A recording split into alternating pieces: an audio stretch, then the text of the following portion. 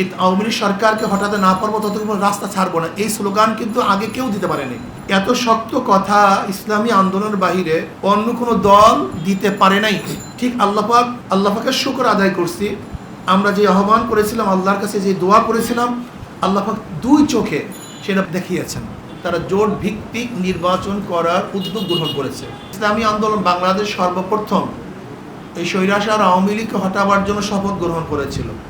এবং আপনারা দেখেছেন 1 বছর আগে গত জুলাইতেই আমরা বলেছিলাম আল্লাহ যেন এই দুই চোখের মধ্যে আওয়ামী লীগের পতন দেখান, এবং বলেছিলাম যতক্ষণ পর্যন্ত আল্লাহ পাক তাদের উপরে এই আওয়ামী লীগ সরকারকে হটাতে না পারবো ততক্ষণ রাস্তা ছাড়বো না, এই স্লোগান কিন্তু আগে কেউ দিতে পারেনি। এত শক্ত কথা ইসলামী আন্দোলনের বাহিরে অন্য কোনো দল দিতে পারে নাই। ঠিক আল্লাহ পাকের শুকর আদায় করছি, আমরা যে আহ্বান করেছিলাম, আল্লাহর কাছে যে দোয়া করেছিলাম, আল্লাহ পাক দুই চোখে সেটা বাস্তবে দেখিয়েছেন। দেখেন, গণ অভ্যুত্থানের মধ্যে যারা বিপ্লবের মাধ্যমে পরিবর্তন হওয়ার পরে সেইটাই সংবিধান হয়ে যায়। এরপরে সুপ্রিম কোর্ট তাদেরকে বৈধতা ঘোষণা দিয়েছেন।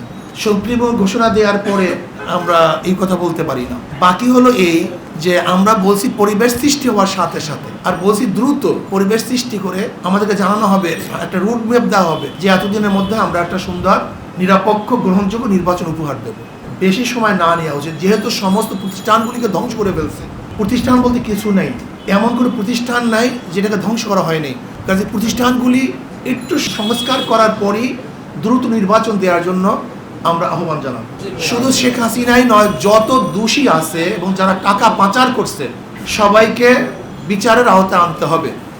শুধু শেখ হাসিনা সরকার নয়, আমরা মনে করি এদের স্বাধীন হওয়ার পর থেকে যারাই যেই সরকারি দুর্নীতির সাথে সংযুক্ত ছিল, বরং 5ই আগস্টের পরও যারা দুর্নীতিবাজ, লুটপাট করেছে, দখলদারি করেছে, আমরা এখানে দাবি তুলছি তাদেরকেও বিচারের আওতায় আনা উচিত।